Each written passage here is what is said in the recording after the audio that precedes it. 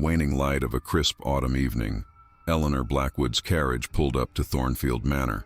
The wheels crunched on the gravel driveway as the horses came to a halt, their breath visible in the chilled air. Eleanor clutched her valise tightly, her gloved hands trembling slightly, not from the cold, but from anticipation. The imposing Victorian mansion loomed before her, its windows like dark, watchful eyes against the twilight sky. "We've arrived, Miss Blackwood," announced the driver, his voice gruff from years of tobacco. Eleanor nodded, steeling herself. "Thank you, Mr. Hargrove." At 23 years of age, Eleanor had never imagined she would find herself in such circumstances, a young woman of modest means, accepting a position as a lady's companion in a grand estate she had never before visited. But her father's recent passing had left her with few alternatives. The position offered by the reclusive Mrs. Cecilia Thornfield had been a godsend. As Eleanor descended from the carriage, the massive oak door of the manor swung open. A slender woman with a severe bun and starched black dress appeared, her posture as rigid as the iron knocker adorning the door. "Miss Blackwood, I presume," the woman said, her voice carrying across the courtyard.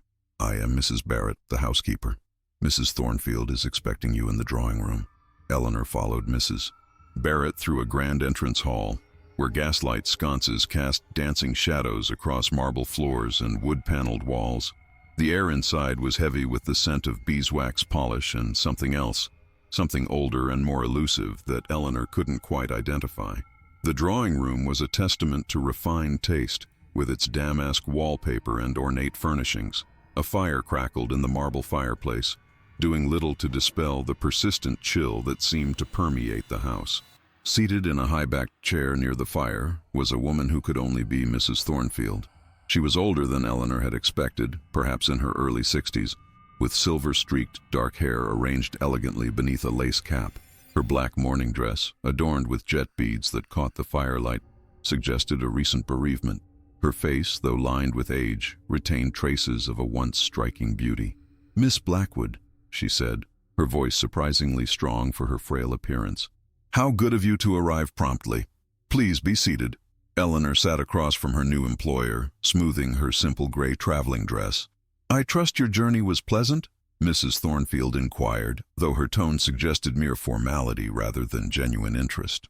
"Yes, quite pleasant, thank you," Eleanor replied.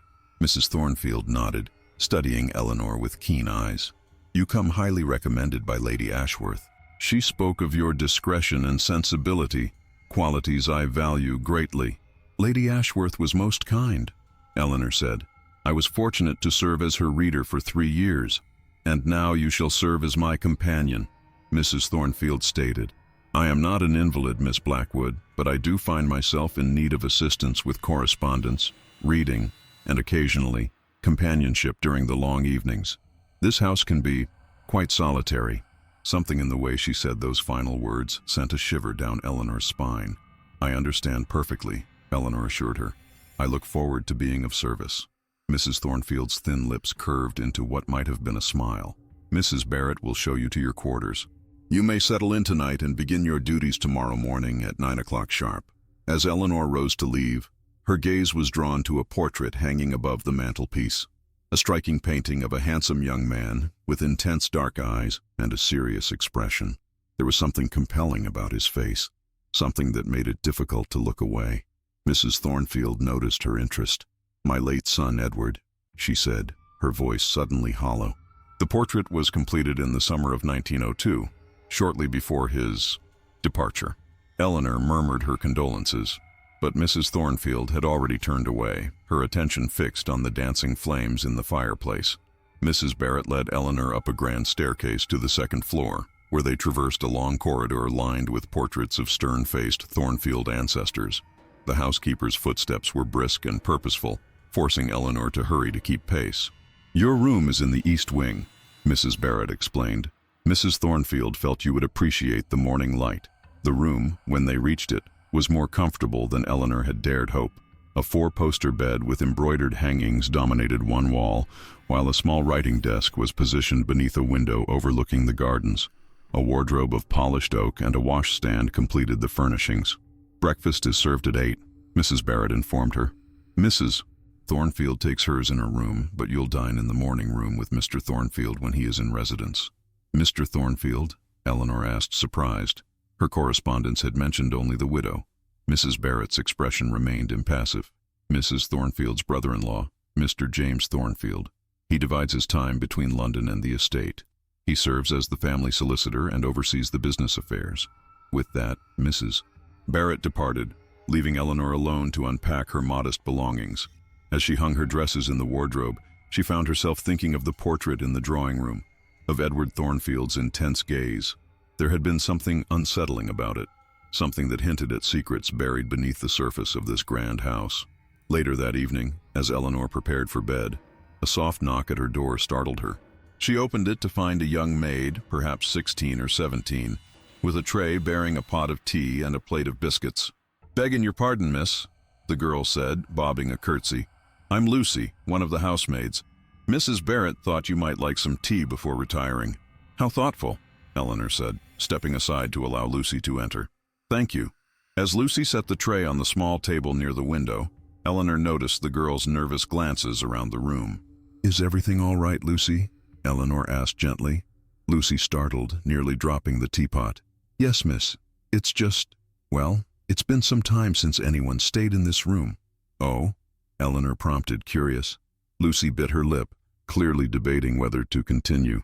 "It used to be Mr. Edwards' room before they moved him to the south wing. Mrs. Thornfield had it redecorated after—" She trailed off, looking increasingly uncomfortable. "After his death?" Eleanor supplied softly. Lucy nodded, then quickly added, "But it's a lovely room now, miss. Very cheerful in the mornings with the sun coming in." There was something in Lucy's manner that suggested she was holding something back, but Eleanor didn't press her. "I'm sure I shall be very comfortable here," she said reassuringly. Lucy seemed relieved. "If you need anything, miss, just ring the bell. Good night." After Lucy departed, Eleanor sipped her tea by the window, gazing out at the moonlit gardens below. The grounds of Thornfield Manor were extensive, with formal gardens giving way to wilder woodland in the distance. In the pale moonlight, the carefully tended hedges and statues cast long, strange shadows across the lawns. Eleanor's gaze was drawn to a small structure at the edge of the formal gardens, a stone building that might have been a mausoleum or family chapel. Something about its silhouette against the night sky sent a chill through her. She drew the curtains closed and turned back to her room.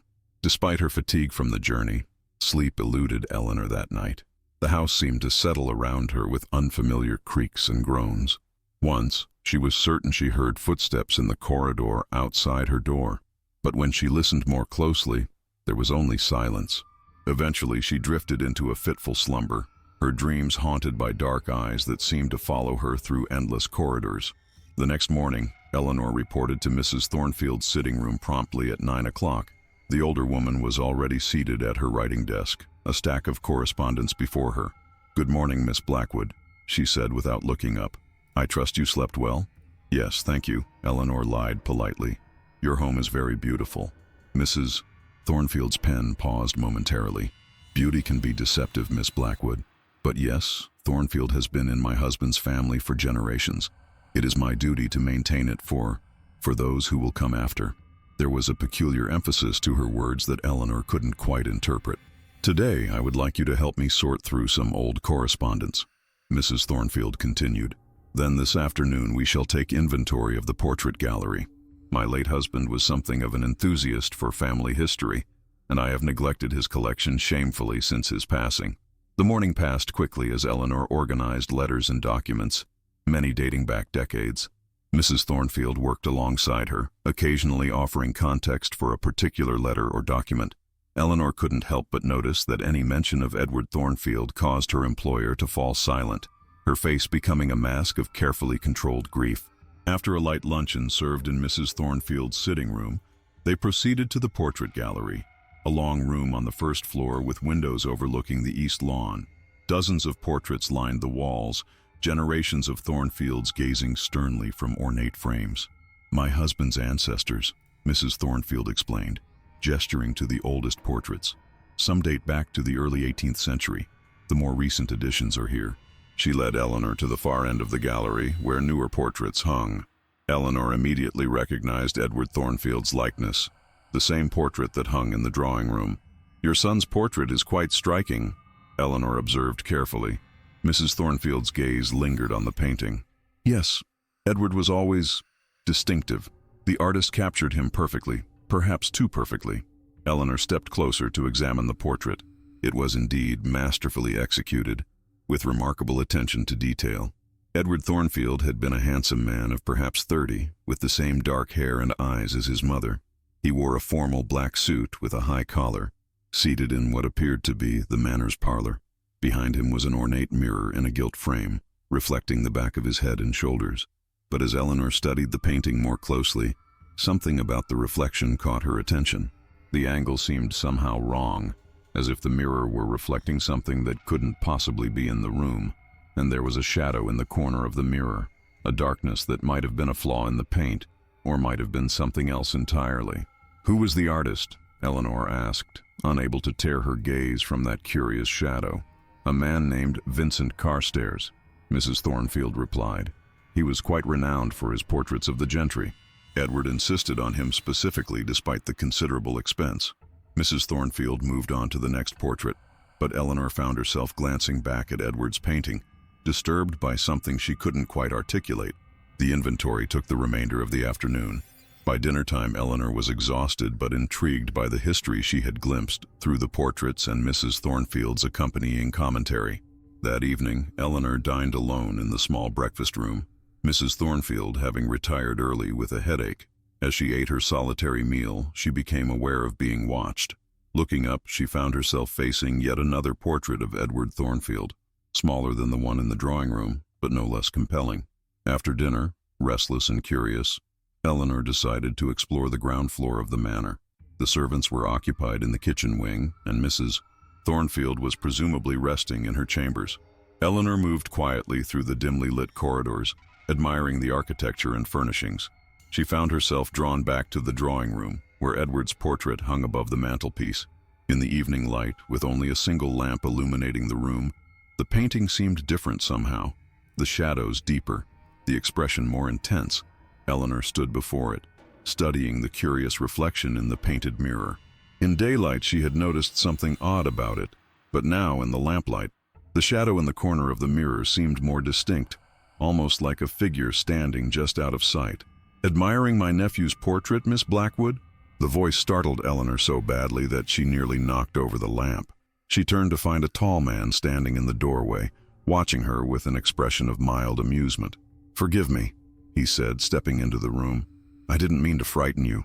I'm James Thornfield." Mrs. Thornfield's brother-in-law was younger than Eleanor had expected, perhaps 45, with the same dark coloring as Edward, but with gray beginning to streak his temples. He was impeccably dressed in evening clothes, suggesting he had just returned from some social engagement. "It's a pleasure to meet you, Mr. Thornfield," Eleanor said, recovering her composure. "Mrs. Barrett mentioned you might be returning from London soon." "Yes, business frequently takes me to the city," he replied, moving to pour himself a brandy from a decanter on the sideboard. "But I always return to Thornfield. It has a way of calling one back." He gestured to the portrait with his glass. "You were quite intent on Edward's portrait. Did you find something of interest?" Eleanor hesitated, unsure how to express her vague misgivings. "It's beautifully executed," she said finally. "But there's something about the reflection in the mirror that seems unusual." James Thornfield's expression sharpened, though his tone remained casual. "Oh? In what way?" "I'm not entirely sure," Eleanor admitted. "Perhaps it's just a trick of the light, but the reflection doesn't seem to quite match." James moved to stand beside her, studying the portrait. The proximity made Eleanor uncomfortable, though his manner remained perfectly proper. "Carstairs was known for his attention to detail," James mused. "Some said he could capture not just a person's likeness, but something of their essence." He glanced at Eleanor. "Superstitious nonsense, of course, but his portraits do have a certain life to them." He turned away from the painting abruptly. "You must forgive my sister-in-law if she seems overly preoccupied with Edward's memory. His death was unexpected and remains a source of great pain for her. May I ask what happened?" Eleanor ventured cautiously. James swirled the brandy in his glass. "An accident 5 years ago. He fell from the cliffs during a visit to our property in Cornwall. His body was never recovered." His voice remained steady, but Eleanor sensed an undercurrent of emotion. "Cecilia has never accepted it. In some ways, I believe she still expects him to return." Eleanor murmured her sympathies, and James nodded acknowledgement. "Well, Miss Blackwood, I shall leave you to your evening," he said. "I'm sure we'll have ample opportunity to become better acquainted during your stay at Thornfield." After he departed, Eleanor remained in the drawing room, her gaze drawn inexorably back to Edward's portrait. Now that James had mentioned it, there was indeed something uncannily lifelike about the painting, as if at any moment Edward might step out of the frame, and that reflection in the mirror. Eleanor moved closer, squinting in the dim light. The shadow she had noticed earlier seemed to have shifted, becoming more defined.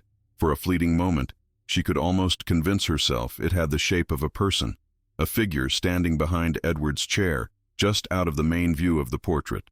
A sudden chill pervaded the room, and Eleanor wrapped her arms around herself. It was merely her imagination, she told herself firmly. The lateness of the hour and James's somber tale of Edward's death had affected her more than she cared to admit. Yet as she left the drawing room, she couldn't shake the feeling that the eyes in the portrait followed her retreat. The next morning brought rain, pattering against the windows and casting the manor in a gloomy light. Eleanor awoke feeling unrested, her dreams having been troubled by vague anxieties and the persistent image of Edward Thornfield's painted eyes. Her duties that day consisted of reading aloud to Mrs. Thornfield from various periodicals and novels, interspersed with writing letters at her employer's dictation. By mid-afternoon, the rain had intensified, drumming against the windows and occasionally illuminated by flashes of lightning. "Such disagreeable weather," Mrs. Thornfield commented, gazing out at the storm-lashed gardens. "It reminds me of the day they brought me news of Edward's accident." It was the first time she had voluntarily mentioned her son, and Eleanor sensed an opportunity to learn more. "Mr. James mentioned it was in Cornwall," she said gently. Mrs. Thornfield's fingers tightened on the arm of her chair. "Yes, Edward had gone to inspect some property James had recently acquired, a cottage on the cliffs." Her voice grew bitter. "James insisted it was an accident, that Edward must have ventured too close to the edge during a storm similar to this one. But Edward knew those cliffs. He was not careless." The implication hung in the air between them. "You don't believe it was an accident?" Eleanor asked quietly. Mrs. Thornfield turned to her, eyes suddenly sharp with an emotion Eleanor couldn't quite name, something between fear and determination. "I believe, Miss Blackwood, that there are forces in this world that defy rational explanation. I believe that Edward—" She stopped abruptly, as if catching herself. "But I should not burden you with an old woman's fancies." Before Eleanor could respond, there was a knock at the door, and Lucy entered with the tea tray. "Begging your pardon, ma'am," the maid said nervously, "but Mr. James asked me to inform you that Mr. Carstairs has arrived." Mrs. Thornfield's face paled. "Carstairs? Here? Impossible. He died 2 years ago in France." Lucy looked confused. "It's a Mr. Vincent Carstairs, ma'am. He says he has business regarding his late father's estate." "His son," Mrs. Thornfield whispered, then collected herself. "Very well. Show him to the library. I shall receive him shortly." After Lucy departed, Mrs. Thornfield turned to Eleanor, her composure restored. "It seems we have a visitor, Miss Blackwood. Vincent Carstairs was indeed the artist who painted Edward's portrait, and apparently his son now seeks some form of resolution regarding his father's affairs. Would you like me to attend the meeting with you?" Eleanor offered. Mrs. Thornfield considered for a moment, then nodded. "Yes, I think that would be appropriate. Your presence may be steadying." The library was one of the grandest rooms in the manor, with floor-to-ceiling bookshelves and a massive fireplace that now blazed against the gloom of the stormy afternoon. Standing before the fire was a man of about 35, with artistic features and a somewhat bohemian appearance despite his formal attire. "Mrs. Thornfield," he said, bowing slightly as they entered. "Thank you for receiving me on such short notice. I am Vincent Carstairs the younger." Mrs. Thornfield acknowledged him coolly. "This is my companion, Miss Blackwood. Whatever you have to say may be said in her presence." Carstairs nodded to Eleanor, then returned his attention to Mrs. Thornfield. "I've come about my father's final portrait, the one he painted of your son." "What of it?" Mrs. Thornfield asked, her voice carefully controlled. "My father was troubled after completing that commission," Carstairs said, choosing his words with evident care. "He spoke of irregularities in the work, things he claimed appeared on the canvas that he had not painted." Mrs. Thornfield's posture stiffened. "Your father was known to indulge in absinthe, Mr. Carstairs. Perhaps these irregularities were the product of an intoxicated mind. A flash of anger crossed Carstairs' face. My father was a consummate professional. Yes, he had his vices, but never while working. The portrait disturbed him deeply. He spoke of a presence that seemed to influence his hand. After your son's death, he became convinced that the portrait had somehow forewarned of it. Preposterous, Mrs. Thornfield declared, though Eleanor noticed her hands were trembling slightly. Perhaps, Carstairs conceded, but my father was so disturbed that he refused to ever paint again. He destroyed all his equipment and retreated to France, where he lived as a recluse until his death. In his final papers, I found his journal from the period when he was working on your son's portrait. The entries are unsettling. He withdrew a small leather-bound book from his jacket. I believe you should read this, Mrs. Thornfield. It may explain certain anomalies in the portrait. Mrs. Thornfield made no move to take the journal. What anomalies do you refer to, Mr. Carstairs? Carstairs hesitated, glancing at Eleanor before continuing. The reflection in the mirror. My father wrote that he painted an empty parlor reflected behind your son, but each morning when he returned to work, he found that something had changed in the paint overnight. A shadow that gradually took form, though he never painted it. A heavy silence fell, broken only by the crackling of the fire and the rain lashing against the windows. I would like to see the portrait again, Carstairs said finally, to confirm whether what my father described in his journal matches the painting as it exists today. Mrs. Thornfield rose from her chair, her face a mask of controlled emotion. The portrait hangs in the drawing room. Miss Blackwood will show you. I find I must rest now. The excitement of your visit has fatigued me. Without waiting for a response, she swept from the room, leaving Eleanor alone with the artist's son. I apologize if our discussion distressed Mrs. Thornfield, Carstairs said, looking genuinely concerned, but I felt compelled to bring this matter to her attention. My father's decline after painting that portrait was dramatic and disturbing. It's a difficult subject, Eleanor replied diplomatically. Edward's death remains a source of great pain for her.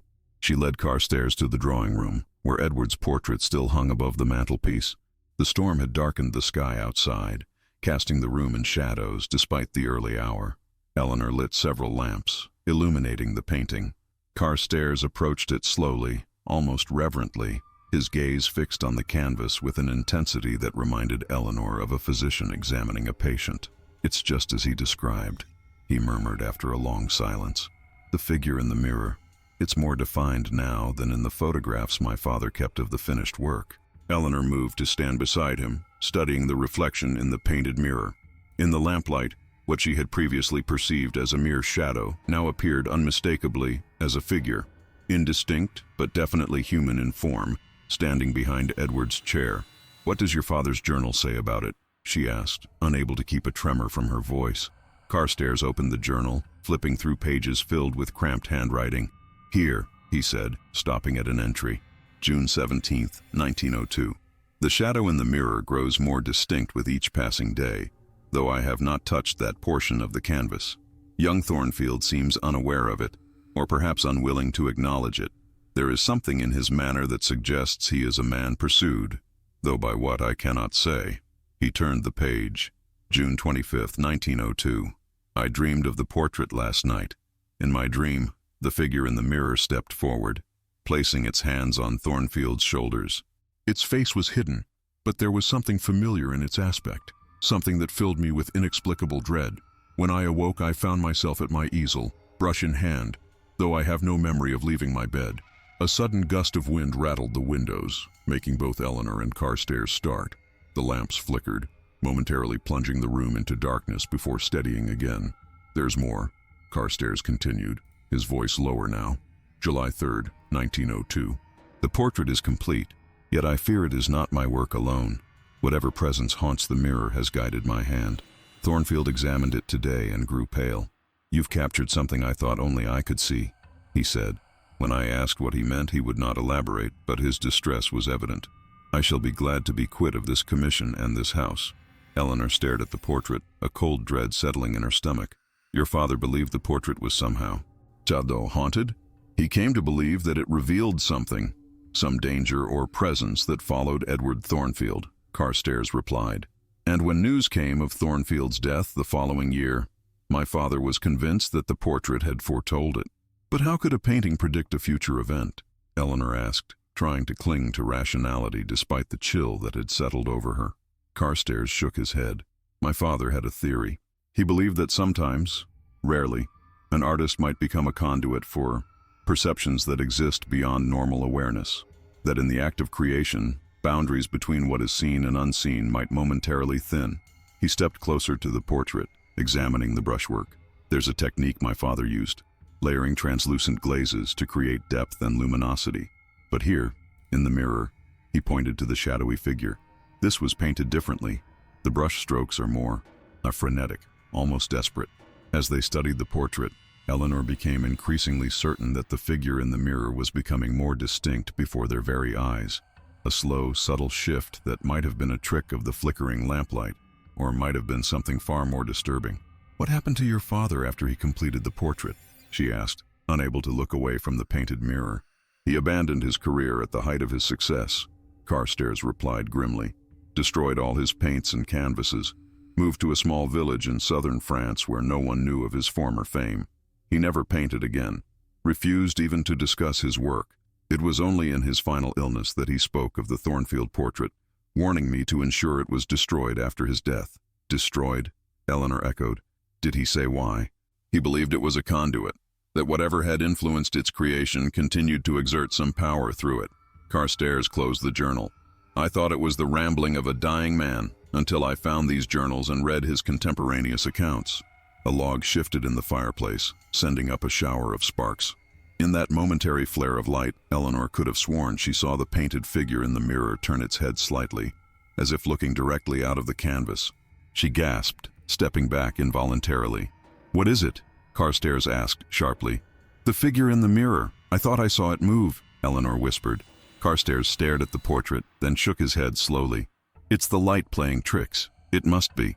But his voice lacked conviction, and Eleanor noticed that he too had moved away from the painting.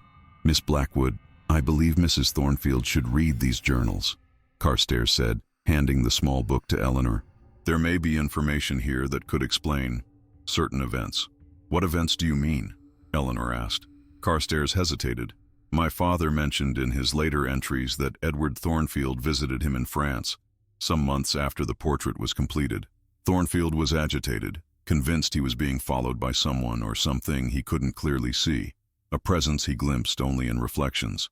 He asked my father if it was possible to alter the portrait, to remove the figure in the mirror." "And did your father agree?" Eleanor pressed. "He refused to touch the canvas again. He said it would be like opening a door that should remain closed." Carstairs glanced back at the portrait. Edward Thornfield left in anger. 3 months later, news came of his death in Cornwall. The implications hung in the air between them, unspoken but palpable. "Thank you for bringing this to our attention," Eleanor said finally, clutching the journal. "I'll ensure Mrs. Thornfield receives it." Carstairs nodded, then reached into his pocket and withdrew a card. "My address is here, should Mrs. Thornfield wish to contact me. I'll be staying at the inn in the village for several days before returning to London." After Carstairs departed, Eleanor remained in the drawing room, the journal in her hands feeling inexplicably heavy. The storm continued unabated outside, occasional lightning illuminating the portrait in stark, momentary clarity. She couldn't shake the feeling that something had changed in the painting, that the figure in the mirror was more distinct now than it had been when she first examined the portrait days earlier. It was still shadowy, its features indiscernible, but its position seemed to have shifted slightly, moving closer to Edward's seated form. A creak from the doorway made her turn sharply. James Thornfield stood there, watching her with an unreadable expression. "I see our visitor has departed," he remarked, entering the room. "Cecilia is quite distressed. Perhaps you would be good enough to tell me what transpired?" Eleanor hesitated, uncertain how much to reveal. Mr. Carstairs brought a journal belonging to his father, the artist who painted Edward's portrait. It contains some unusual observations about the creation of the painting. James's gaze flicked to the journal in her hands, then to the portrait above the mantelpiece. "What sort of observations?" The elder Mr. Carstairs believed there was something unusual about the portrait, specifically the reflection in the mirror. He claimed to have painted an empty room, but found that a figure had appeared in the mirror, one he hadn't created. To Eleanor's surprise, James didn't dismiss this outright. Instead, he moved closer to the portrait, studying it with narrowed eyes. "I never liked this painting," he said after a moment. Edward was inordinately proud of it, insisted it be hung prominently, but there was always something disconcerting about it. He turned back to Eleanor. "May I see the journal?" Eleanor handed it to him, watching as he flipped through the pages, his expression growing increasingly grave. "This is disturbing material," he said finally. Carstairs was clearly unstable. These ramblings about supernatural influences and portents of doom. It's the stuff of penny dreadfuls, not reality. Yet despite his dismissive words, Eleanor noticed that James kept glancing at the portrait, as if unable to entirely disregard the artist's claims. "What do you intend to do with this?" he asked, holding up the journal. "I promised to give it to Mrs. Thornfield," Eleanor replied. Mr. Carstairs felt she should be aware of its contents. James frowned. "I'm not sure that's wise. Cecilia is fragile where Edward is concerned. These fantasies might further undermine her already tenuous grip on reality. With all due respect, Mr. Thornfield, it isn't my place to withhold information from my employer," Eleanor said firmly. James studied her for a moment, then nodded reluctantly. "Very well, but perhaps wait until morning. She's taken a sedative and should not be disturbed tonight." Eleanor agreed, and James returned the journal to her. "Strange, isn't it?" he mused, glancing once more at the portrait. "How grief can distort our perceptions. After Edward's death, Cecilia became convinced that he had been pursued by something, that his death was not an accident but the culmination of some mysterious persecution." "And what do you believe?" Eleanor asked quietly. James sighed, running a hand through his hair, a gesture that momentarily reminded Eleanor of the man in the portrait. "I believe my nephew was troubled. He had always been sensitive, prone to melancholy. In the months before his death, he became increasingly erratic, claimed he was being watched, followed. I arranged for him to see specialists in London, but he refused treatment." His gaze returned to the portrait. "After this was painted, his paranoia worsened. He became obsessed with mirrors, covering or removing them from his rooms. He spoke of seeing someone, or something, watching him from reflective surfaces." A chill ran down Eleanor's spine. "And you attributed this to mental instability?" "What else could it be?" James countered, though there was a hint of uncertainty in his voice. "I tried to help him. The trip to Cornwall was meant to be therapeutic, sea air, a change of scenery. Instead, he trailed off, his expression darkening. Instead, he fell from the cliffs," Eleanor finished softly. "So it would seem," James replied, "though his body was never recovered despite extensive searches." The phrase struck Eleanor as odd. "You sound as though you doubt that's what happened." James was silent for a long moment. The local authorities concluded it was suicide or a tragic accident. There were indications that Edward had gone to the cliff edge deliberately. A note was found in his cottage, though its contents were ambiguous. "What did it say?" Eleanor asked. "It has found me. The reflection shows the truth," James quoted, his voice barely above a whisper. "Make of that what you will." With that cryptic statement, he bid Eleanor good night and departed, leaving her alone once more with the portrait and the journal. That night, Eleanor slept poorly, her dreams haunted by mirrors that showed impossible reflections and dark figures that stood just out of sight. She awoke several times, certain she had heard movement in the corridor outside her room, but when she listened, there was only the continuing storm, rain lashing against the windows and wind moaning through the eaves of the old house. By morning, the storm had passed, leaving a pristine blue sky and sunlight that streamed through the windows, dispelling the shadows and making the previous night's fears seem melodramatic and foolish. Eleanor dressed and went in search of Mrs. Thornfield, the journal tucked securely in her pocket. She found her employer in the conservatory, a light-filled room adjacent to the drawing room where exotic plants thrived in the humid air. "Good morning, Miss Blackwood," Mrs. Thornfield greeted her, looking more composed than Eleanor had expected after the previous day's distress. "I trust you slept well despite the storm?" "Well enough, thank you," Eleanor replied. "Mrs. Thornfield, Mr. Carstairs asked me to give you this." She produced the journal. It belonged to his father and contains entries written during the creation of Edward's portrait. Mrs. Thornfield regarded the journal with an expression that combined reluctance and resignation. "I suspected as much," she said, taking it from Eleanor. "Vincent Carstairs was a troubled man, Miss Blackwood. Brilliant, but troubled. I fear his son may have inherited more than his name." She set the journal aside without opening it.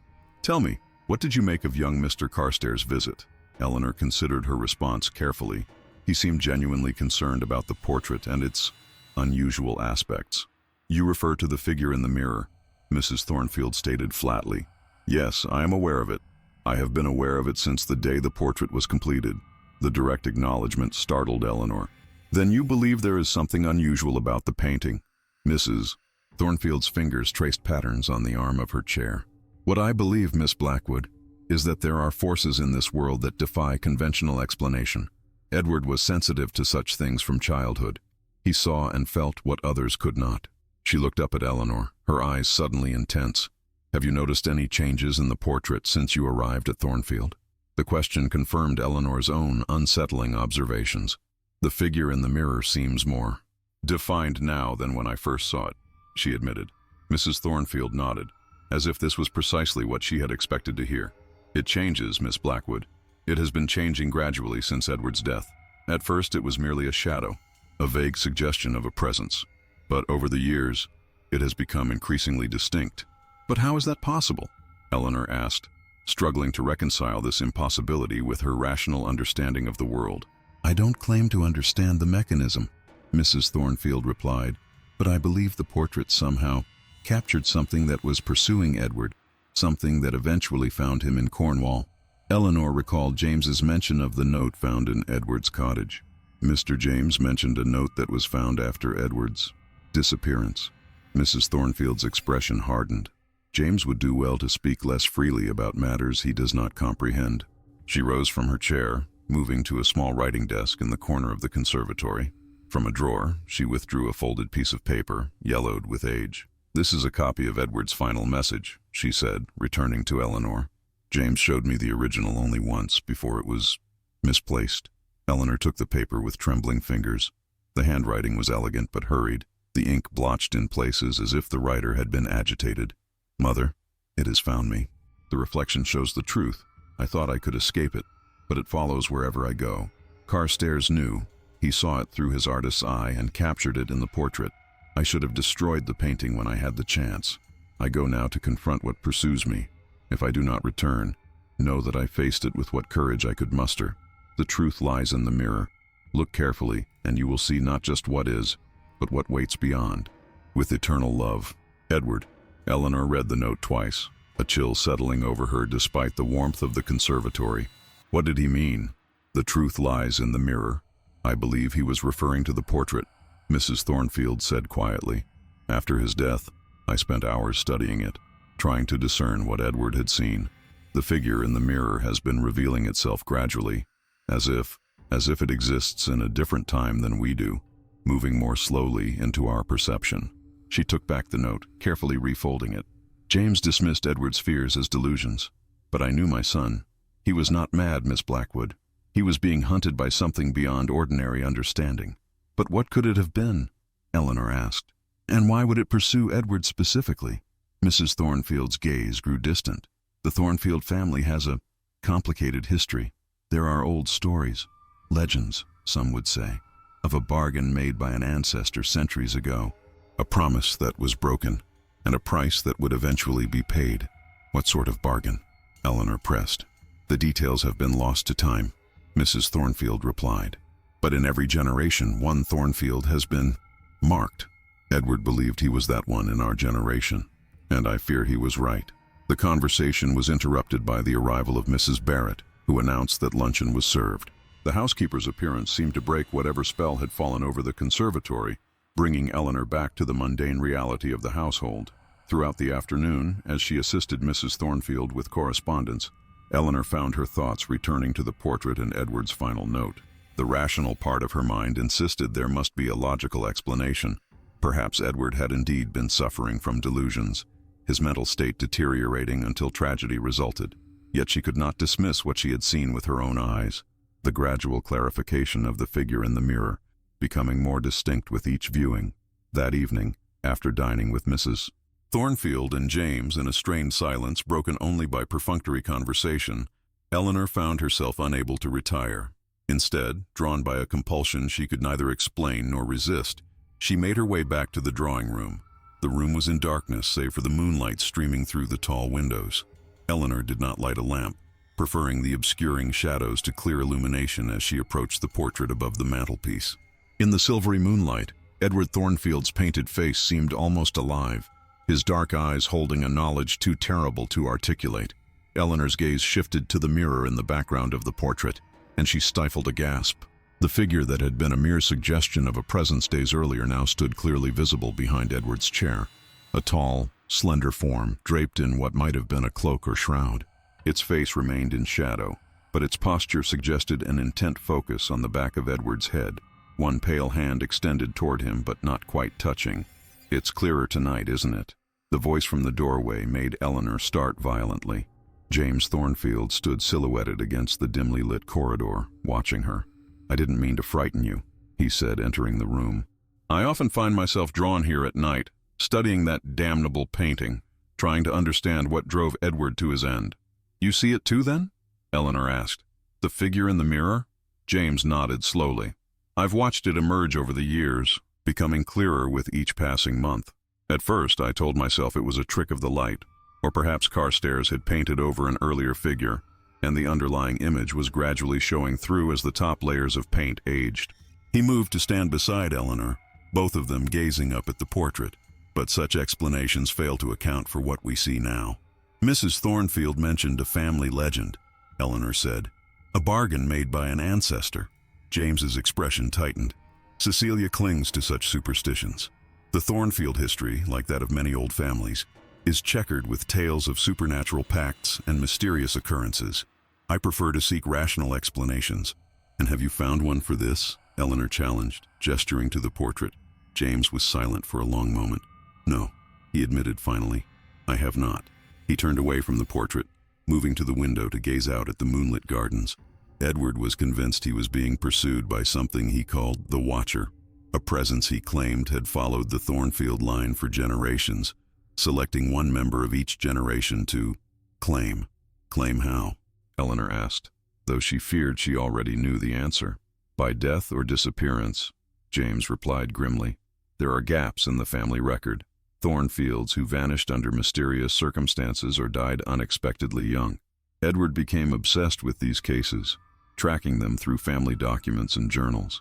He believed he had been chosen as this generation's sacrifice. And you dismiss this as delusion," Eleanor stated. James turned back to face her, his expression troubled. "What else could I do? Except that some supernatural entity was hunting my nephew. Reason demanded skepticism. Yet now you stand here watching that same entity emerge from a painted mirror," Eleanor pointed out. "Yes," James acknowledged, his voice barely audible. "And I find my skepticism increasingly difficult to maintain." A sudden draft extinguished the single candle that burned in the corridor outside, plunging them into complete darkness, save for the moonlight. In that moment of transition, Eleanor could have sworn she saw the painted figure in the mirror turn its head, as if looking directly out of the canvas at them. "Did you see?" she began, but James cut her off with a sharp gesture. "Don't," he said tersely. "Some observations are better left unspoken." He struck a match, relighting the corridor candle, its warm glow pushing back the shadows. "It's late, Miss Blackwood. You should retire. Tomorrow, I think it would be best if we removed the portrait to the attic. Whatever its nature, it clearly disturbs both you and Cecilia." Eleanor nodded, relieved at the suggestion. "I think that would be wise." As she turned to leave, James added, "And perhaps it would be best not to discuss these matters further with my sister-in-law. Her grip on reality is tenuous where Edward is concerned." Eleanor made no promise, but bid him good night and retreated to her room. Sleep eluded her once again, her mind replaying the image of the figure in the mirror, its position shifting subtly each time she had viewed the portrait. Was it merely her imagination, or was the figure drawing closer to Edward with each viewing, its outstretched hand moving incrementally nearer to his shoulder? The next morning brought an unexpected development. When Eleanor went down to breakfast, she found the household in a state of agitation. Lucy, her face pale and frightened, informed her that Mrs. Thornfield had taken ill during the night and the doctor had been summoned from the village. "She was in a terrible state, miss," Lucy whispered, screaming about someone in her mirror. Mr. James had to hold her down while Mrs. Barrett administered a sedative. Eleanor's blood ran cold. "Is she conscious now?" "In and out, miss. The doctor's with her now. Mr. James asked if you would wait in the library." He wishes to speak with you after the doctor leaves. Eleanor made her way to the library, too unsettled to eat. Through the tall windows, she could see that the day was overcast, heavy clouds obscuring the sun and casting the grounds in a gloomy half-light that matched her mood. She waited nearly an hour before James appeared, his face drawn with fatigue and worry. "How is she?" Eleanor asked immediately. "Sedated," James replied, sinking into a leather armchair. "The doctor has diagnosed nervous exhaustion and prescribed complete rest. He's recommended we consider moving her to a sanitarium if her condition doesn't improve." "What happened last night?" Eleanor pressed. James ran a hand over his face. "Cecilia claims she saw someone in her bedroom mirror, a figure watching her that matched the one in Edward's portrait. When she screamed, I rushed to her room and found her attempting to shatter the mirror with a fireplace poker." He looked up at Eleanor, his eyes haunted. There was no one there, of course, but she was hysterical, insisting that it had found a way out of the portrait and was coming for her next. "Could she have been dreaming?" Eleanor suggested, though she felt the explanation was inadequate. "Perhaps," James conceded, "but her terror was very real. I've instructed the servants to remove or cover all mirrors in the house for the time being." "And the portrait?" Eleanor asked. "I've already had it taken down and moved to the attic," James confirmed, "though I fear the damage may already be done. Cecilia's obsession with Edward's death has clearly taken a toll on her mental stability." Eleanor hesitated, then asked the question that had been troubling her since the previous night. "Mr. Thornfield, do you believe there could be any truth to Edward's claims? That something was pursuing him, and might now be pursuing Mrs. Thornfield?" James was silent for a long moment, his gaze fixed on the unlit fireplace. "A week ago, I would have dismissed such a notion without hesitation," he said finally. "Now, I find myself less certain. There are aspects of Edward's death, and of recent events, that defy rational explanation." He leaned forward, lowering his voice, though they were alone in the room. "Last night, after Cecilia was sedated, I examined her mirror. There was nothing unusual about it, but as I turned to leave, I caught a glimpse of something reflected behind me. When I turned, there was nothing there." A chill ran down Eleanor's spine. "What did you see?" "A shadow," James replied. "A darkness that seemed to have form and substance, though I could discern no details. It was there for only an instant, then gone when I looked directly at it, like the figure in the portrait," Eleanor whispered. James nodded grimly. "Very like it, yes." The implications hung between them, unspoken but palpable. "What should we do?" Eleanor asked finally. "I've sent a telegram to Vincent Carstairs asking him to return to Thornfield immediately," James said. "If anyone might have insight into this situation, it would be the son of the man who painted the portrait." "And in the meantime?" Eleanor pressed. "In the meantime, we maintain a rational perspective," James insisted, though his tone lacked conviction. "Cecilia is ill and requires our care. Whatever is happening, whatever we believe is happening, we must remain clear-headed." Eleanor agreed, though privately she wondered if rationality was an adequate defense against what they were facing. If the figure from the portrait had indeed somehow emerged into the real world, what rules governed its existence? What did it want?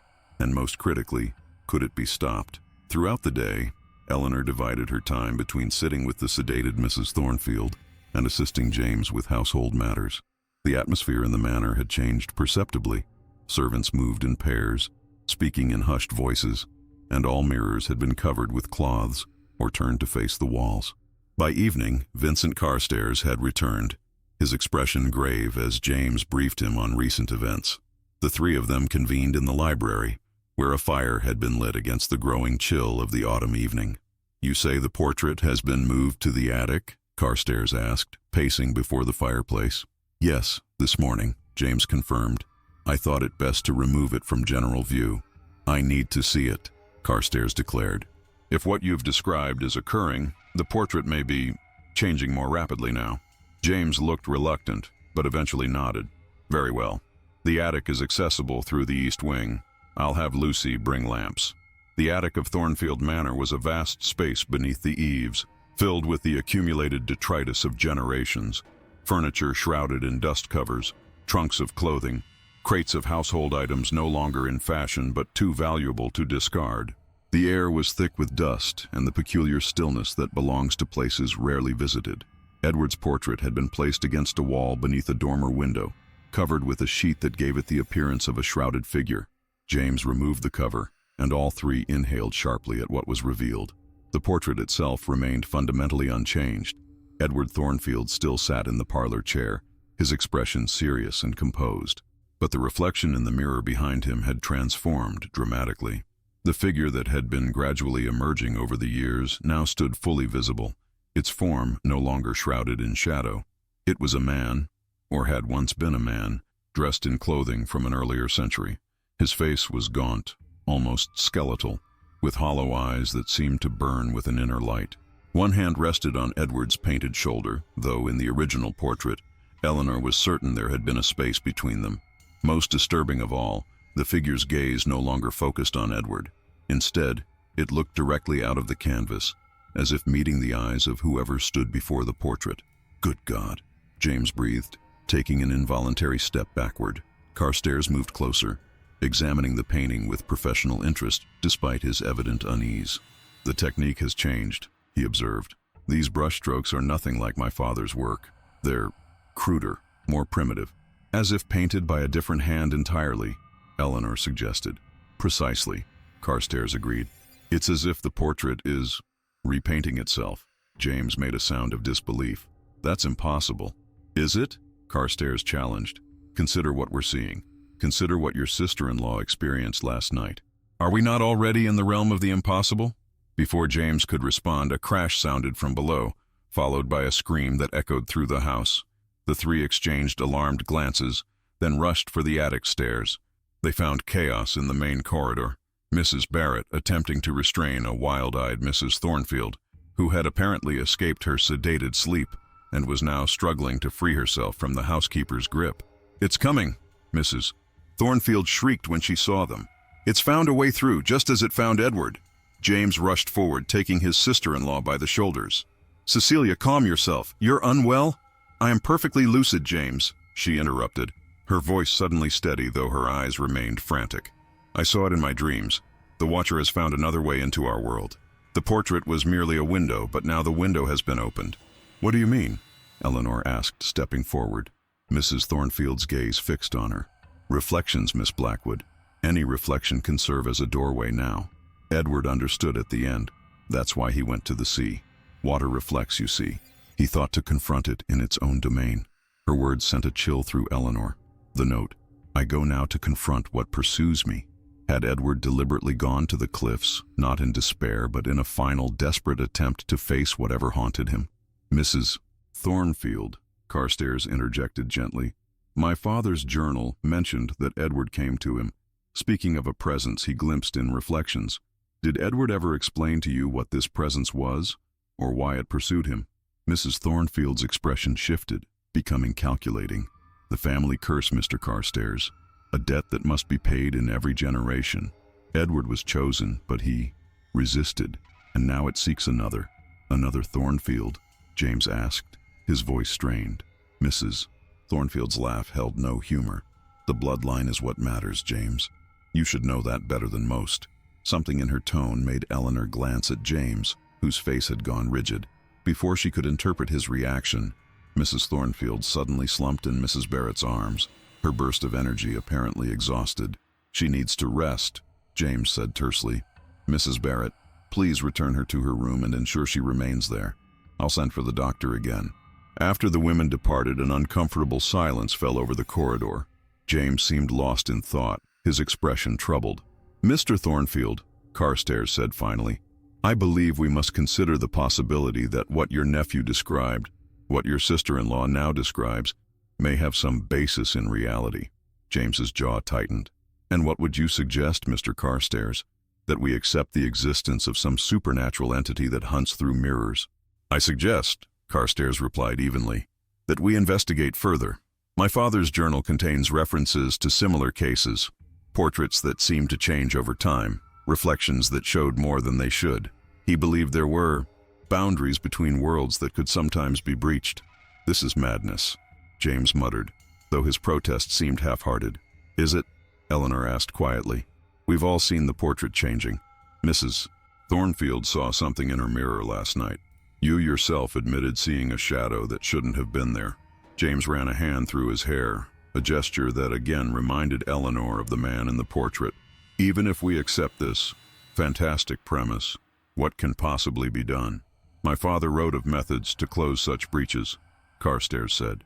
Rituals or actions that might seal the pathway between worlds. But first, we need to understand exactly what we're facing and why it is fixated on the Thornfield family. James was silent for a long moment, conflict evident in his expression. Finally, he seemed to reach a decision. There are family records in the estate office, he said reluctantly. Journals and correspondence dating back centuries. If there is any truth to this family curse, perhaps evidence can be found there. I'll help you search, Eleanor offered immediately. James nodded, then turned to Carstairs. And you, sir? I'll examine the portrait more carefully, Carstairs replied. There may be clues in the painting itself, symbols or details my father incorporated, either consciously or unconsciously, that might shed light on what we're facing. As they dispersed to their respective tasks, Eleanor couldn't shake the feeling that time was running short, that whatever presence had emerged from the portrait was growing stronger, more determined, with each passing hour. The estate office was a small room adjacent to the library, its walls lined with filing cabinets and shelves of ledgers documenting the Thornfield holdings over generations. James unlocked a cabinet in the corner, revealing rows of leather-bound journals and bundles of yellowed correspondence. The oldest records are here, he explained, removing several volumes, dating back to the early 18th century, when the first Thornfield acquired this estate. They worked in silence for a time, Eleanor examining correspondence, while James methodically worked through the journals. The only sound was the rustle of paper and the occasional crack from the small fire James had lit to ward off the evening chill. Here, James said suddenly after nearly an hour of searching. A journal entry from 1734, written by Gerald Thornfield, my great-great-great-grandfather. He read aloud, "The bargain made by my grandfather weighs heavily upon my mind. The price demanded seemed small when set against the rewards, wealth, land, position. But now I understand the true nature of the compact, not gold or property, but blood, one of each generation, chosen by the other to serve in the realm beyond the glass. My brother Thomas has been marked. I see how he starts at his reflection, how he covers the mirrors in his chambers. I should warn him, yet cowardice stays my hand. Better him than me or my children." Eleanor felt a chill run through her. "The realm beyond the glass," she repeated softly. "And one from each generation, chosen to serve there. Listen to this." From a later entry, James continued, turning pages. "Thomas disappeared yesterday. The servants found his room empty, the mirror shattered. Some claim to have heard a cry in the night, but none investigated. I have ordered the pieces of the mirror buried in unconsecrated ground and prayers said for my brother's soul, though I fear it is beyond redemption now. The other has claimed its due, and the Thornfield line is safe for another generation." He closed the journal, his face pale. There are similar accounts throughout the family history. Individuals who reported being watched through reflections, followed by their disappearance or death under mysterious circumstances. "And Edward believed he had been chosen," Eleanor said, the pieces falling into place. "But he resisted, even sought out Carstairs' father to understand what was happening to him." "Yes," James agreed grimly, "and when he could no longer escape it, he went to Cornwall, to the sea, as Cecilia said, a final confrontation." Eleanor frowned, a new thought occurring to her. But if Edward was indeed claimed by this entity, why is it still pursuing the Thornfield family? Shouldn't the debt be paid for this generation? James did not meet her eyes. Unless Edward somehow escaped its grasp, or unless what? Eleanor pressed. Before James could respond, the door to the estate office burst open. Carstairs stood there, his face ashen. "The portrait," he gasped. "It's gone." "Gone?" James echoed, rising from his chair. "What do you mean, gone?" "The figure in the mirror," Carstairs explained, entering the room and closing the door behind him. "It's no longer in the painting. The mirror in the portrait now reflects only an empty room, as it should have from the beginning." The implications struck them all simultaneously. "It's free," Eleanor whispered. "Whatever was trapped in the portrait has found a way out." As if in response to her words, the electric lights in the office flickered and died, leaving only the dim glow from the fireplace to illuminate the room. Outside, the wind had risen, rattling the windows and moaning through the eaves of the old house. "We need to check on Cecilia," James said urgently, moving toward the door. "If this entity is loose in the house," a scream cut through the air. High, thin, and abruptly silenced. The three exchanged horrified glances, then rushed from the office toward the main staircase. Mrs. Thornfield's room was in darkness when they reached it, the door standing ajar. James entered first, fumbling for matches to light the gas lamp by the bed. The room was empty, the bed covers thrown back as if Mrs. Thornfield had left in haste. Most disturbing of all, the large mirror on her dressing table, which Eleanor was certain had been covered earlier, now stood exposed, its surface reflecting the dimly lit room. "Cecilia?" James called, his voice echoing in the empty chamber. "Cecilia?" There was no response. Could she have gone elsewhere in the house? Eleanor suggested, trying to maintain calm, though her heart raced. "I'll check the other rooms," Carstairs offered, disappearing into the corridor. James moved to the dressing table, examining the mirror closely. "This was definitely covered," he muttered.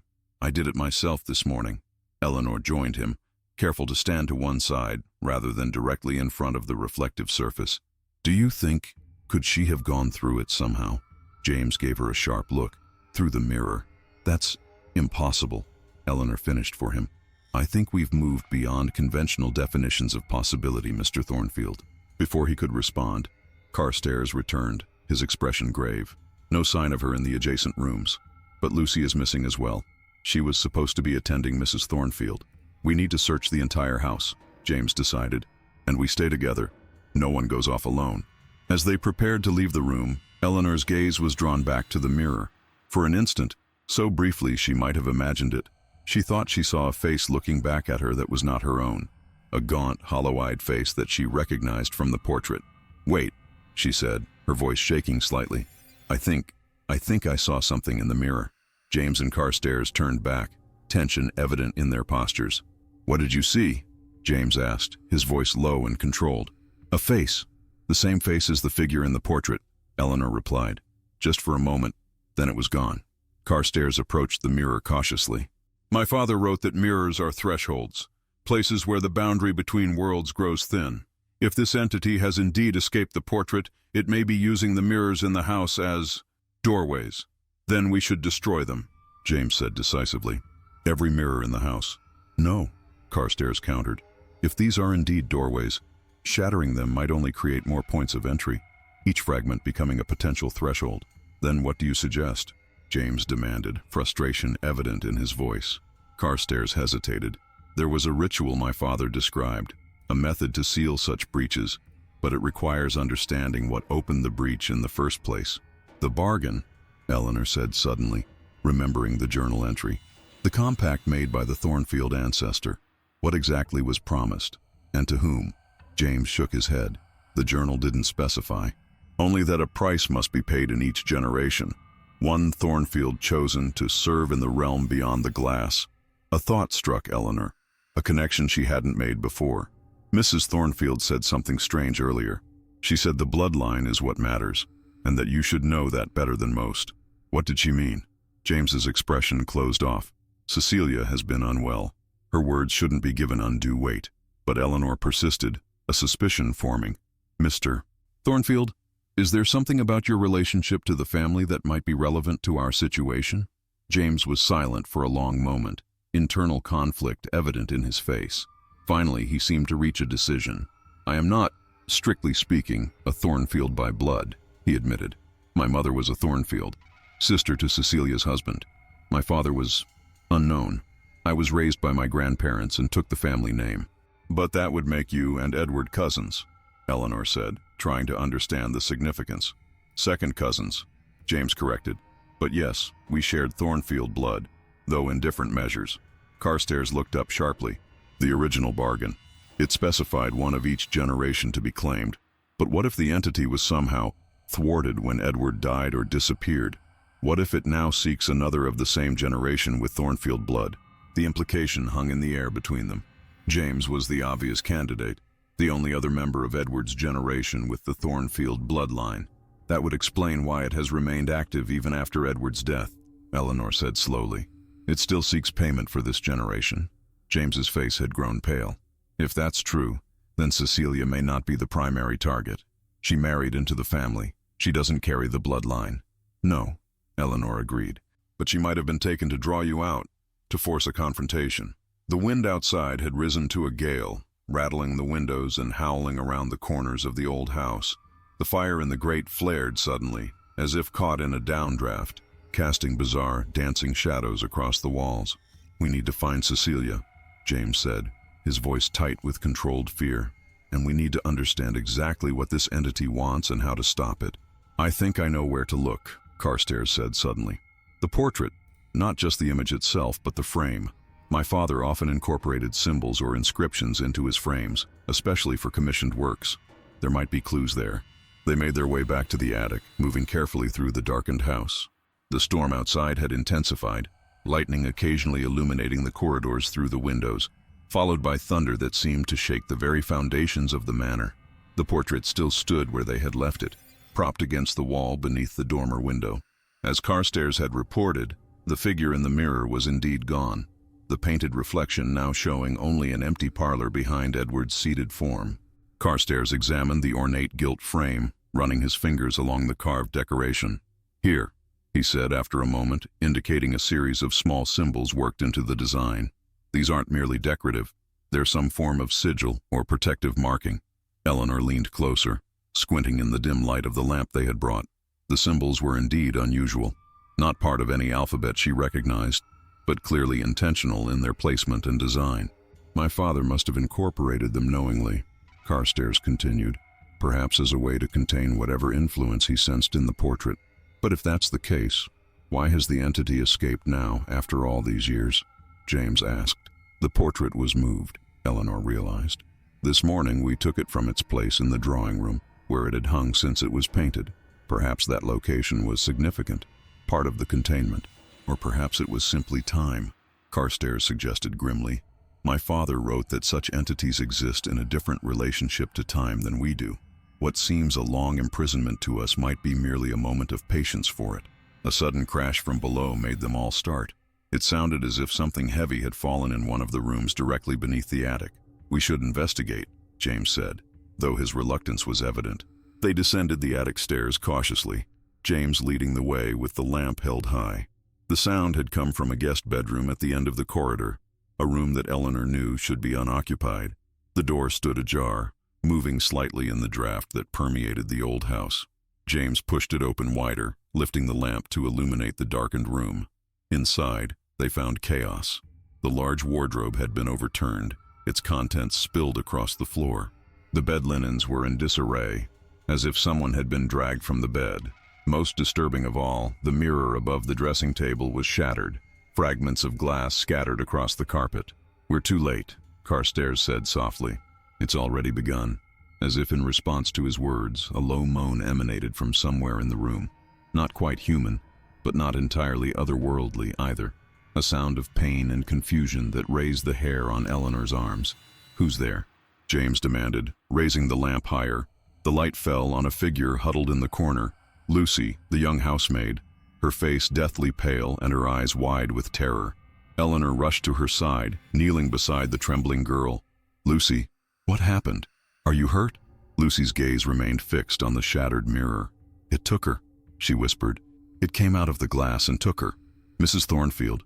James asked urgently, joining Eleanor beside the maid. "What did you see, Lucy?" Lucy's eyes finally focused on James, recognition dawning. "Mr. James, I tried to stop it. I tried to hold on to her, but it was too strong." "Tell us exactly what happened," Carstairs prompted gently. Lucy swallowed hard. "I was sitting with Mrs. Thornfield, like Mrs. Barrett told me to. She was sleeping peaceful-like. Then she suddenly sat up, staring at the mirror. I'd covered it like you said, Mr. James, but the cloth had fallen off somehow." She paused, shuddering at the memory. "Mrs. Thornfield got out of bed and went to the mirror. She was talking to it, saying things I couldn't understand. I tried to get her to come back to bed, but she wouldn't listen. And then?" Eleanor encouraged when Lucy fell silent. "Then the mirror changed," Lucy continued, her voice dropping to a whisper. "It didn't show the room anymore. It showed somewhere else, somewhere dark with water. And there was someone standing in that place, holding out their hand." "Who?" James asked tensely. "Who did you see?" Lucy shook her head. "I couldn't see their face proper. But Mrs. Thornfield, she said a name. Edward. She said, 'Edward, you've come back for me.'" James and Eleanor exchanged alarmed glances. "What happened next, Lucy?" Carstairs pressed. Mrs. Thornfield touched the mirror and her hand went through it, like it was water instead of glass. Lucy said, fresh horror in her voice. I tried to pull her back, but something grabbed her from the other side and pulled her in.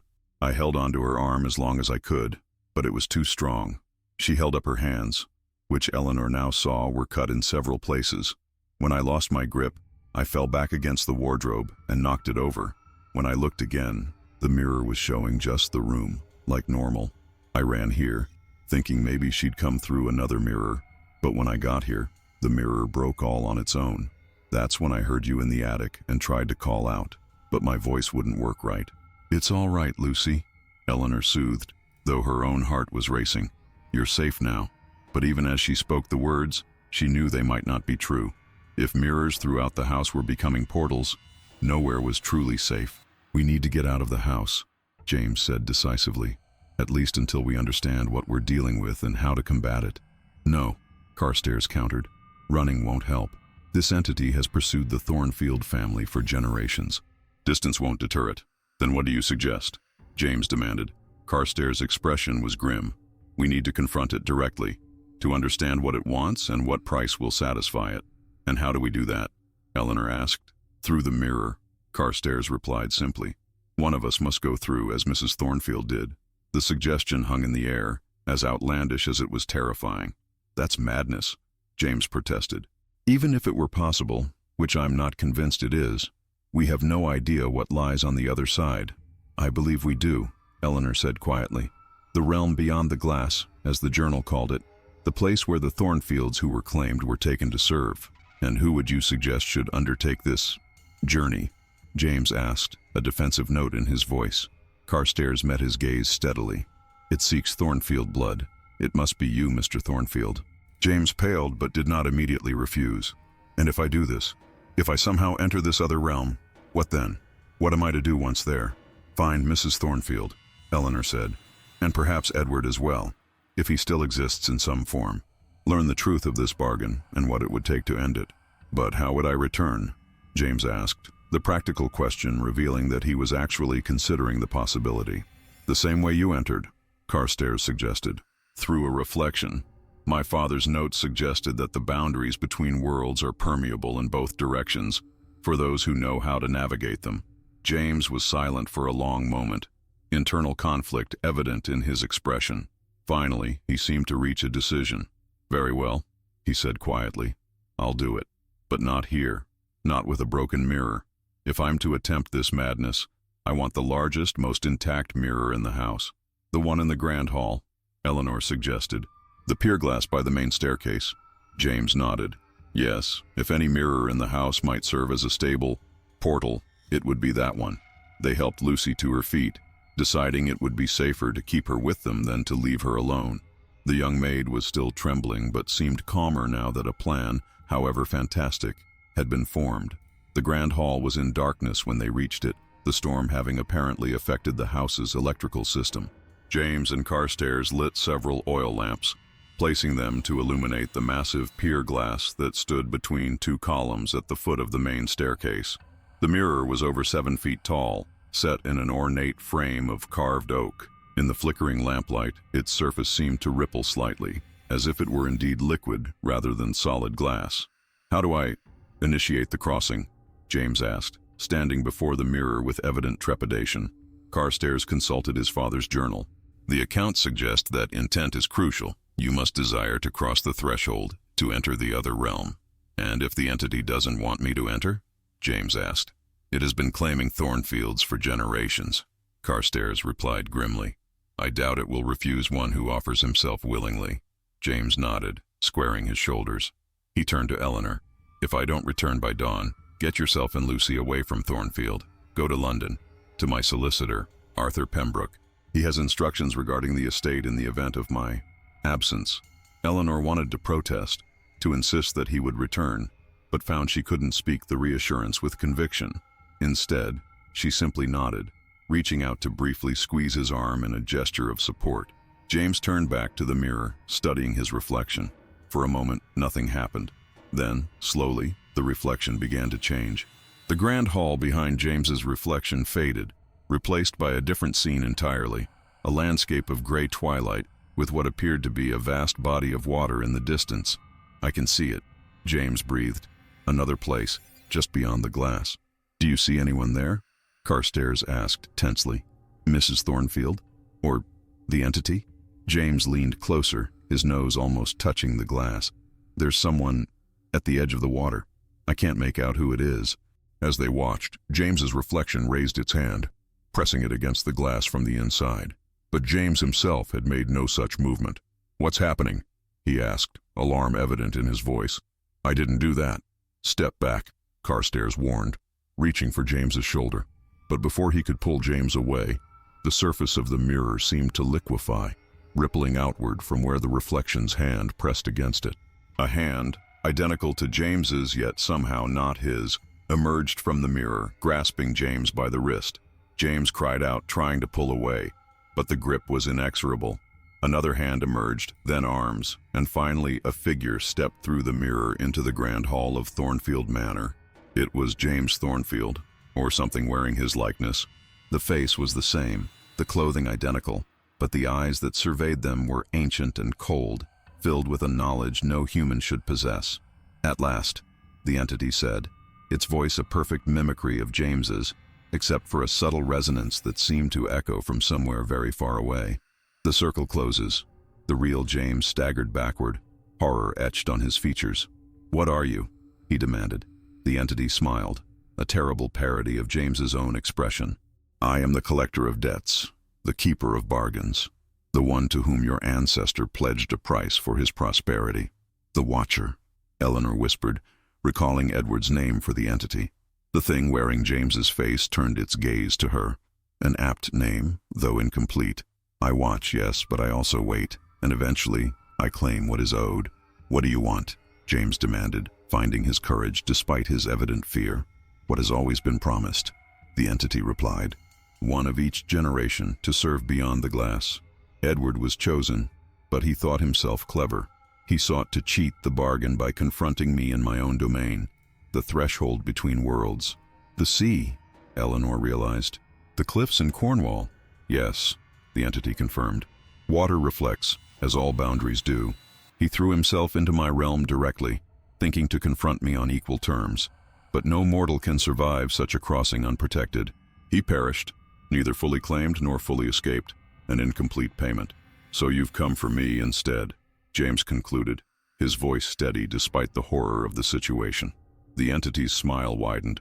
"No, James Thornfield, I have come as you, to live in your world, to wear your form, to continue the Thornfield line so that the bargain may be honored in perpetuity." The implications were staggering. This entity hadn't come to claim James. It had come to replace him, to assume his identity in the mortal world. "And what of Mrs. Thornfield?" Eleanor asked, finding her voice despite her terror. "What have you done with her?" "Cecilia Thornfield serves beyond the glass now," the entity replied dismissively. "She is not of the bloodline, but her devotion to Edward made her a useful acquisition." "And what happens to me?" James asked, though his expression suggested he already knew the answer. The entity gestured toward the mirror, which still showed the gray landscape of the other realm. "You will take my place, James Thornfield. A fair exchange. I have existed between worlds for centuries, collecting what is owed. Now you shall do the same, until another comes to replace you." "No," Carstairs interrupted, stepping forward with his father's journal clutched in his hands. "The original bargain. What were its terms exactly? What did the first Thornfield promise?" The entity's expression flickered, something like uncertainty crossing its features. "That is not your concern, son of the artist." "I think it is," Carstairs insisted. "My father's journal suggests that such bargains have limitations, conditions, and durations." What exactly was promised? For the first time, the entity seemed discomfited. "A Thornfield to serve for each generation, until the debt is paid." "And what is the debt?" Eleanor pressed, sensing a weakness in the entity's certainty. "What did the Thornfield ancestor receive that required such payment?" The entity's form seemed to waver slightly, James's features becoming momentarily less distinct. "Land, wealth, position, the foundations of your family's prosperity." "For how long?" James demanded, catching on to the line of questioning. How many generations was the bargain meant to cover? The entity was silent, its expression now clearly troubled. You don't know, do you? Carstairs realized. The terms were specific, but over the centuries they've become blurred. The bargain stands, the entity insisted, though with less conviction. A Thornfield must serve. Let me see the original agreement, James demanded suddenly. If I am to honor my ancestors' debt, I have the right to know its exact terms.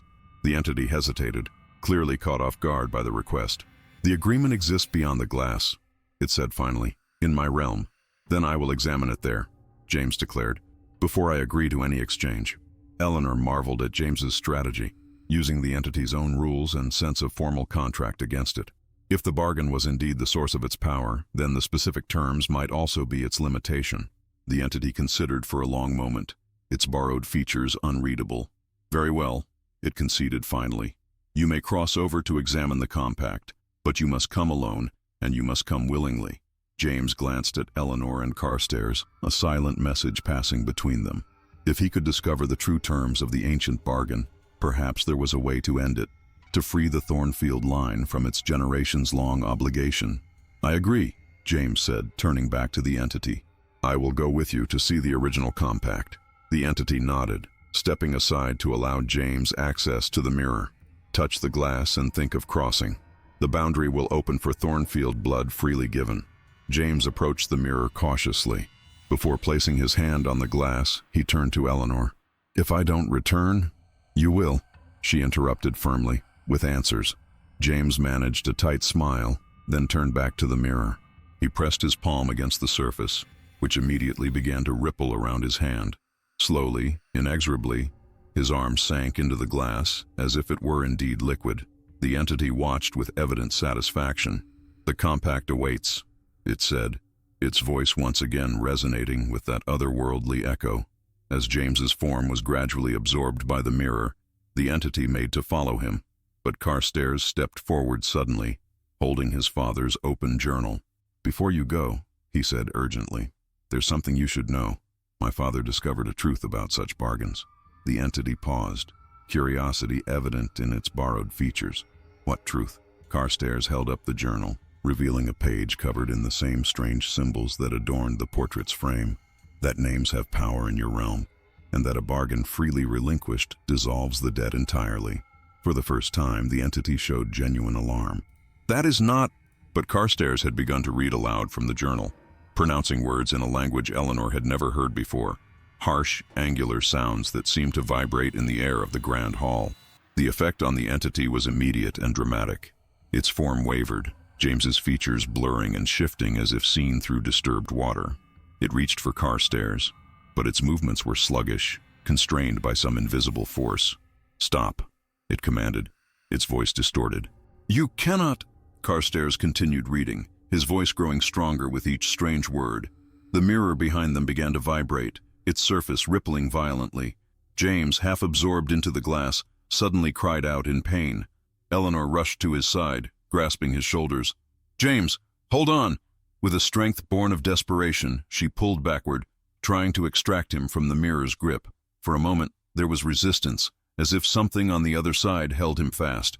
Then, with a sound like ice cracking, James came free, falling backward onto the marble floor of the hall. The entity howled, a sound no human throat could produce, as its form became increasingly insubstantial. Carstairs continued his recitation, sweat beading on his forehead with the effort, his voice hoarse but determined. The mirror's surface was now a maelstrom of motion, images flashing across it too quickly to discern. Faces, landscapes, glimpses of a realm beyond normal perception. Among them, Eleanor caught a fleeting glimpse of Mrs. Thornfield, her expression one of confusion and fear. Cecilia, she cried, pointing to the mirror. She's still in there. James struggled to his feet, his face pale but resolved. Without hesitation, he thrust his arm back into the turbulent surface of the mirror, reaching for his sister-in-law. James, no! Eleanor protested, fearful he would be pulled through entirely. But James's expression was determined.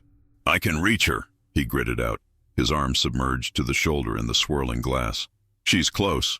The entity had collapsed to its knees, its borrowed form increasingly transparent as Carstairs neared the end of his recitation. It reached toward the mirror as if seeking to return to its own realm, but its movements were uncoordinated, its substance dissipating. I have her! James exclaimed suddenly, pulling backward with all his strength. A hand emerged from the mirror, followed by an arm and then the form of Mrs. Thornfield, her eyes wide with terror and confusion. With one final, desperate effort, James pulled her free, both of them collapsing to the floor as the mirror's surface continued its violent churning. Carstairs spoke the final words of the incantation, his voice cracking with the strain.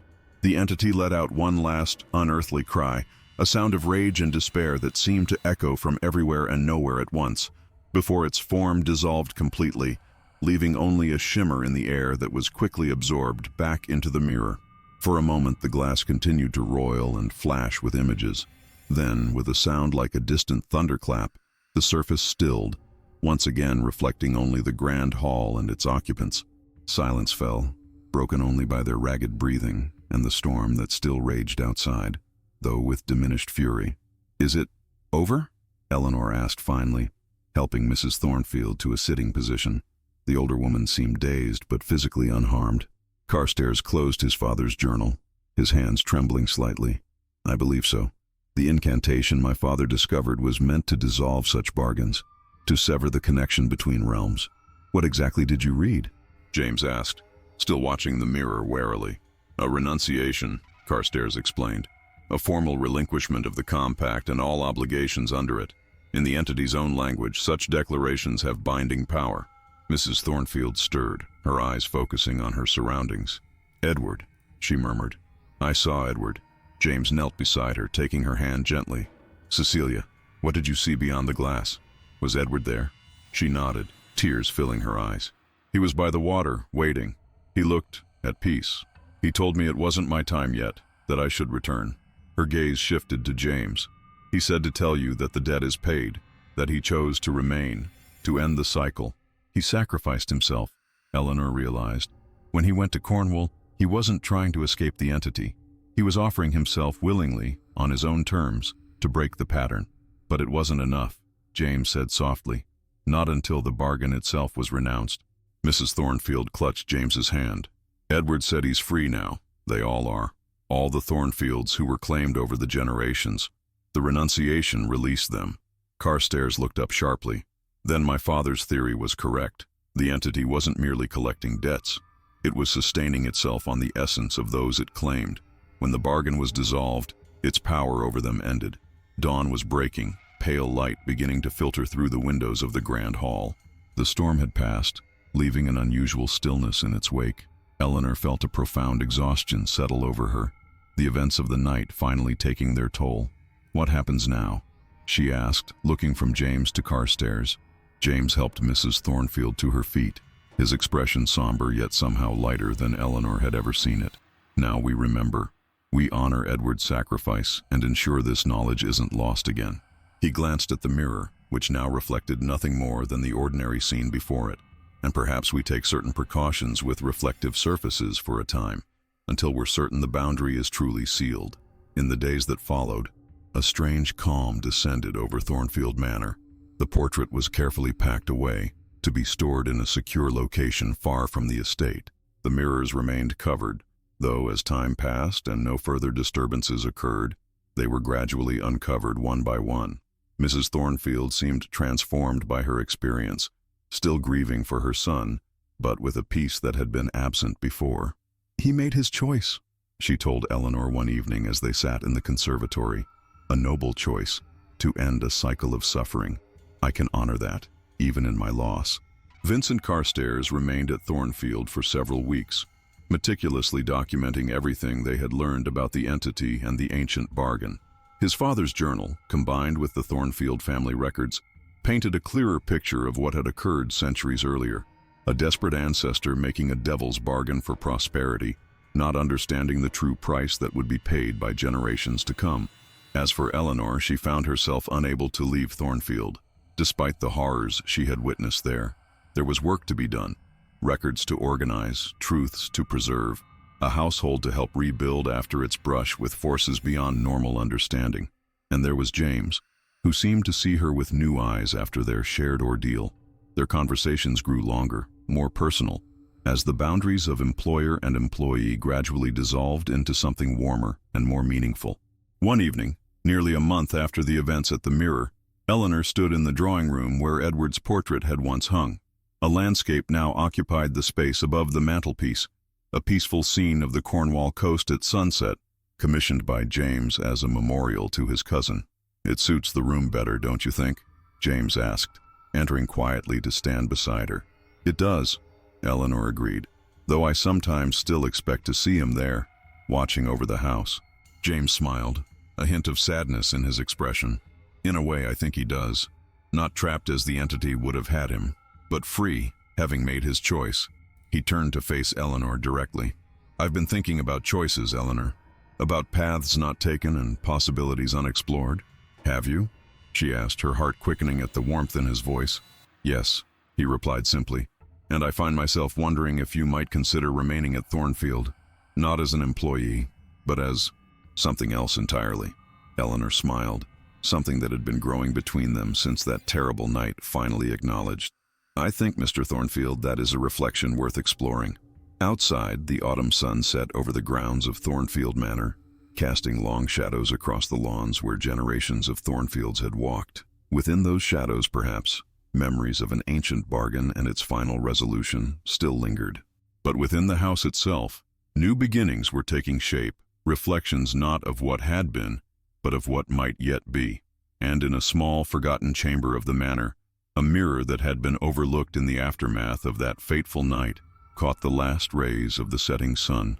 For a moment, just a moment, a face might have been glimpsed in its depths, watching with sad eyes before fading away, leaving only an ordinary reflection as darkness fell.